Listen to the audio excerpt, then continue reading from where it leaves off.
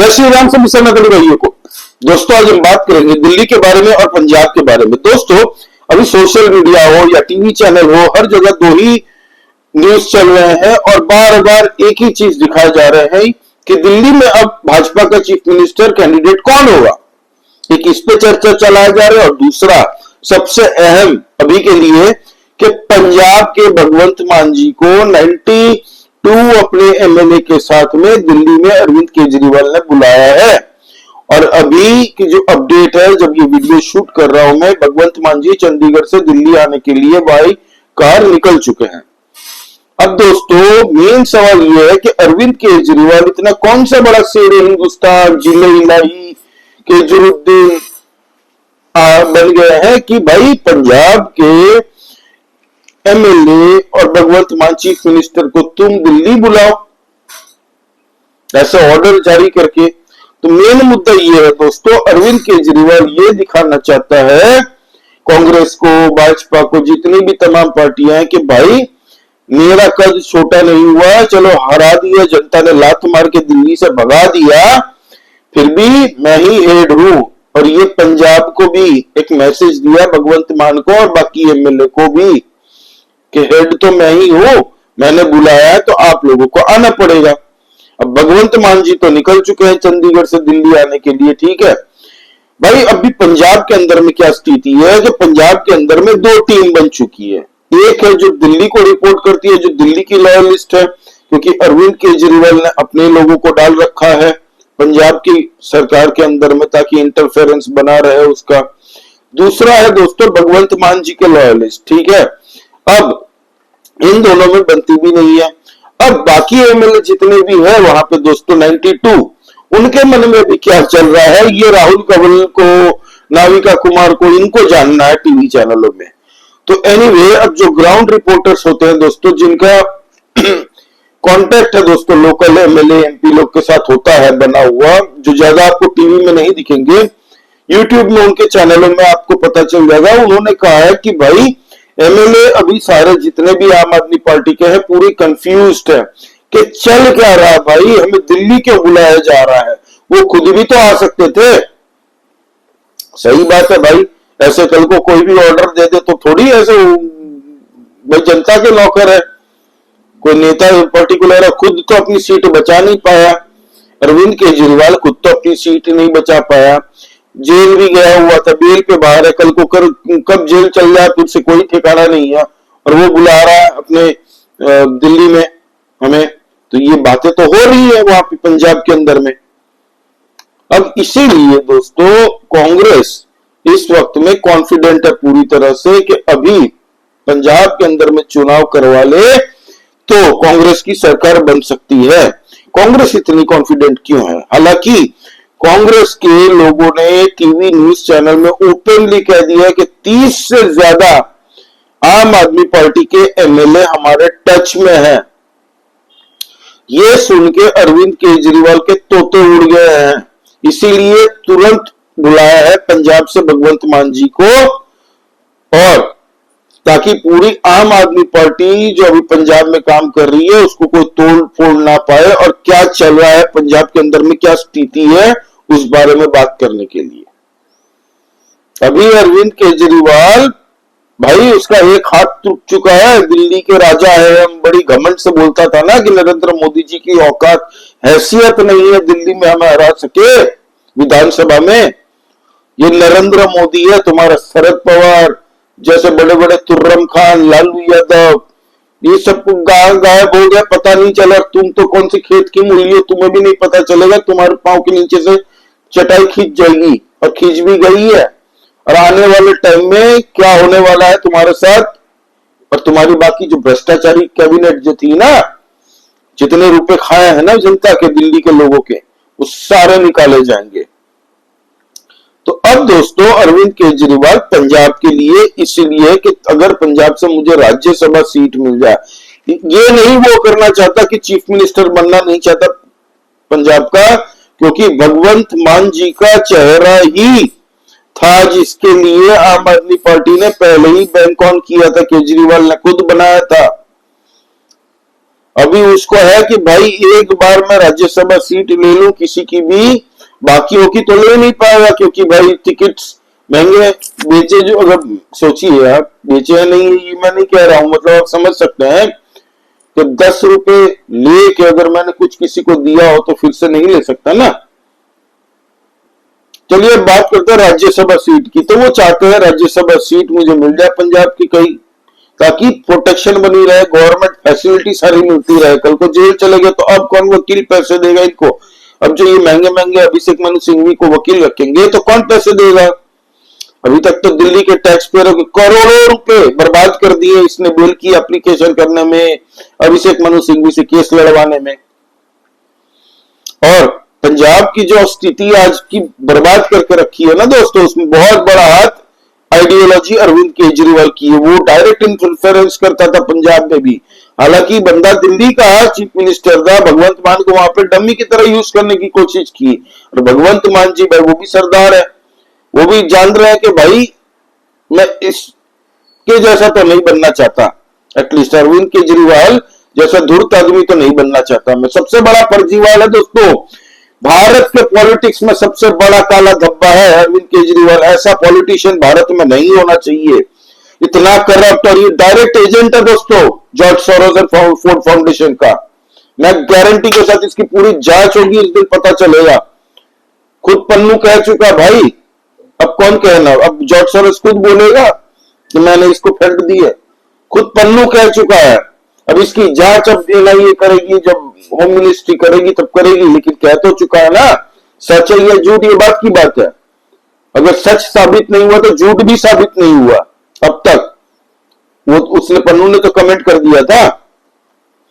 तो अब दोस्तों पंजाब है बॉर्डर स्टेट भारत का, और वहां पे कांग्रेस इसलिए इतनी फोकस्ड है और कॉन्फिडेंट दिख रही है क्योंकि कांग्रेस आज की तारीख में वहां पे नंबर 1 है अब तक। भाजपा का खेल वहां पे बेस बहुत कम है। भाजपा को 2 साल पूरी तैयारी अभी से शुरू कर देनी चाहिए अगर 2027 में पंजाब में अच्छे खासे मार्जिन से जीतना है तो। वहां पे गजब गजब के स्ट्रॉन्ग कैंडिडेट रखने पड़ेंगे, ग्राउंड मतलब अपने पूरे वर्कर की पूरी एक लॉबी तैयार करनी पड़ेगी 2 साल में। और अकाली दल जो एक टाइम में दोस्तों अकाली दल की तूती बोलती थी पंजाब के अंदर में, अकाली दल आज की टाइम में जो बुरी स्थिति में पहुंच चुकी है पंजाब में, अपने ही भ्रष्टाचार और कांड के कारण उनको भी अब समझना पड़ेगा कि तुम भाजपा के साथ रहोगे तो तुम दोनों का फायदा होगा, प्री पोल अलायंस में ही फायदा होगा। हटबाजी करने जाओगे तो कहीं नहीं, ना तुम्हारा फायदा होगा ना किसी और का फायदा होगा, ना पंजाब का फायदा होगा। अब दोस्तों जो आम आदमी पार्टी के खिलाफ में आज की डेट में पंजाब के अंदर में एंटी इनकम्बेंसी अच्छे खासे लेवल में बन चुकी है। स्पेशली केजरीवाल के दिल्ली में हारने के बाद में अब बातें चालू हो चुकी है पंजाब के अंदर में।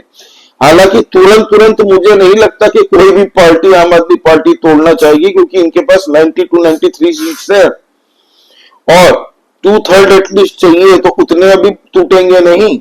लेकिन आने वाला टाइम बड़ा इंटरेस्टिंग होने वाला है और केजरीवाल पूरी तरह से अब पंजाब की पॉलिटिक्स में इंटरफेयर करना चाहता है और ये उसकी इंटेंट शो करता है। तो एनीवे हमें पता चलेगा। अभी भगवंत मान जी जा रहे हैं दिल्ली में, तो हमें स्टेप बाय स्टेप खुलते रहेंगे, उत्तर खुलती रहेंगी, परत खुलेगी, तब हमें पता चलता रहेगा और हम वैसे ही एनालिसिस करके आपके सामने लाएंगे। प्लीज सब्सक्राइब कीजिए दोस्तों, लाइक कीजिए इस वीडियो को, कमेंट करके बताइए आपके इस बारे में क्या कहना है। अब बात करते हैं दोस्तों चीफ मिनिस्टर दिल्ली का कौन बनेगा। तो ये मीडिया जितना भी चाहे वो गोटी हिला के वो छक्के चौके निकाल के अपने तुक्केबाजी करते रहे, ऐसे मीडिया जैसे तुक्का मार रही है ना दोस्तों, 10-10 रुपए में ट्रैफिक सिग्नल में तोता लेके बैठ के वैसे भविष्यवाणी करने वाले लोग इससे बेहतर तुक्का मारते हैं।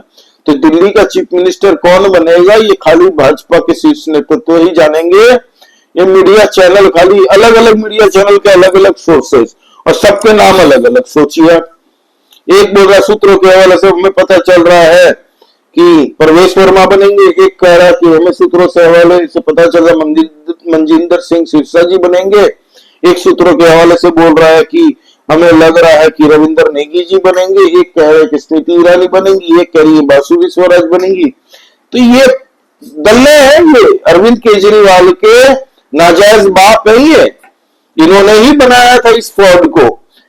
24 घंटे लाइमलाइट में अरविंद केजरीवाल ने ये कर दिया, अरविंद केजरीवाल ने वो कर दिया, कभी भी सवाल नहीं पूछा। दिल्ली को बर्बाद करने में कभी हाथ है। अब दोस्तों, दिल्ली में चीफ मिनिस्टर कौन बनेगा, ये तो शीर्ष नेतृत्व काम करेगा, लेकिन हम थोड़ी चर्चा कर लेते हैं इस पे कि पॉसिबल कौन लग रहा है। हो सकता है कौन, इसकी हम बात नहीं करेंगे, कौन लग रहा है। दोस्तों, पहला नाम तो मैं लूंगा परवेश वर्मा का, इसने अरविंद केजरीवाल को हराया है।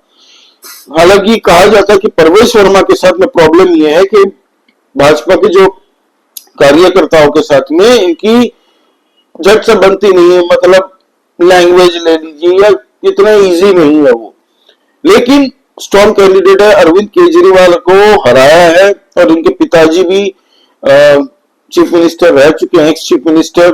साथ ही साथ में परवेश वर्मा पहले भी जहां मुश्किल सीट्स थी दोस्तों भाजपा के लिए, वो निकाल के दिए हैं लोकसभा में।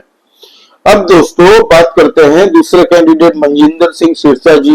अगर पंजाब के हिसाब से देखिए तो पंजाब में 2027 में चुनाव समीकरण का खेल होता है दोस्तों सब कुछ। अगर कोई बोलता है कि नहीं ऐसे चीफ मिनिस्टर चूज नहीं किए जाते तो गलत सोच रहे हैं, चूज ऐसे ही किए जाते हैं।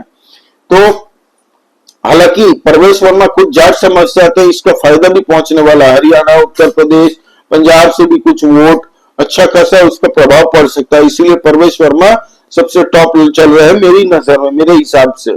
सेकंड मनजिंदर सिंह सिरसा जी, क्यों? क्योंकि वो खुद सिख समाज से आते हैं दोस्तों। इस बार सिखों ने बहुत दबा के वोट दिया भाजपा को, और हो सकता है इससे मदद मिले पंजाब के आने वाले टाइम के चुनाव में। और मनजिंदर सिंह सिरसा जी एक्सपीरियंस्ड हैं ऑलरेडी। अब दोस्तों तीसरे कैंडिडेट बांसुरी स्वराज, हालांकि वो बहुत प्रखर है दोस्तों, सुषमा स्वराज जी की बेटी है और काबिल है वो, लोकसभा से वो जीत के भी आई है, लेकिन मुझे नहीं लगता कि बांसुरी स्वराज को अभी बनाया जाएगा दिल्ली के चीफ मिनिस्टर में। तो इस नाम को मैं अपनी तरफ से नहीं रखना चाहूंगा अपने पिक में। ये दो नाम जो मैंने अभी बोले हैं ये दो हो सकते हैं, और हो सकता है कि पूर्वांचली एक अपना चीफ मिनिस्टर बनाए, ताकि बिहार में आने वाले 2025 के जो चुनाव है उसमें हो सकता है इसका इम्पैक्ट पड़े, और पड़ेगा भी लोगों का भी। और पूर्वांचली जो दिल्ली के अंदर में आने वाले टाइम में भी इलेक्शन कभी होंगे तो पूर्वांचलियों पे भी दबदबा रहेगा, और पूर्वांचलियों को भी कंफर्ट रहेगा कि हमारा बंदा चीफ मिनिस्टर बना है, एक होता है ना भाई। लेकिन बिहार में जो चुनाव होने वाले हैं उसको देख के क्या पूर्वांचली चीफ मिनिस्टर होगा? अगर पूर्वांचली होगा तो कौन बनेगा? तो Manoj Tiwari as an administrator ठीक है भाई, लेकिन chief minister for Delhi I don't think so he suitable. लेकिन हो सकते हैं, कुछ कहा नहीं जा सकता, लेकिन कौन चुन के आएगा ये तो नहीं कह सकते दोस्तों। हालांकि 1-2 दिन में हमें पता चल जाना चाहिए दिल्ली के चीफ मिनिस्टर का नाम। ये 3-4 नाम है दोस्तों। मुझे रविंद्र नेगी भी बहुत पसंद है भाई दबे, जिन्होंने पत्तलगंज सीट जीत के अवध ओझा को हराया था। वो उत्तराखंड से आते हैं दोस्तों। हालांकि रविंद्र नेगी जी भी गजब लड़के, मतलब गजब के हैं दोस्तों। वो लीडरशिप क्वालिटी तो है उनमें, क्वालिटी है उनमें भी रविंद्र नेगी जी। जो नहीं जानता, आपने वीडियो यूट्यूब में काफी उनकी देखी होगी, जहां पे वो दुकान जा जाके बोलते हैं भाई तुम्हारा नाम बताओ, दुकान में क्यों नहीं लिखा हुआ, पूरे पतपड़गंज में घूम के। और लोग वहां पे उनको अच्छे से पहचानते क्योंकि वो लोकल ही घूमते आपको मिलेंगे। तो हो सकता है कि एक उत्तराखंडी फेस भी मिल जाए दिल्ली को, लेकिन हम इस पर चर्चा करेंगे दोस्तों। तुक्का मार के कोई ज्यादा फायदा नहीं है। मेरे 4 पिक मैंने आपको बता दिए। अब कोई बाहर से भी हो सकता है, कोई दूसरा, तीसरा, चौथा, पांचवा भी हो सकता है दोस्तों, कुछ नहीं कह सकते इसमें। तो मीडिया वालों को गैस करने दीजिए। लेकिन पंजाब में भी जो डेवलपमेंट हो रही है, आम आदमी पार्टी दिल्ली की और पंजाब की आम आदमी पार्टी, इसके बीच में क्या हो रहा है, हम वीडियो बनाते रहेंगे, एनालिसिस करके आपको बताते रहेंगे। Please subscribe this channel, like this video and please do comment. आपको क्या लग रहा है दोस्तों, किस लिए बुलाया होगा? अरविंद केजरीवाल क्या वहां का चीफ मिनिस्टर बनना चाहता है? और नहीं तो क्यों नहीं बनेगा। तो जय श्री राम सभी सनातनी भाइयों को। जय हिंद, वंदे मातरम।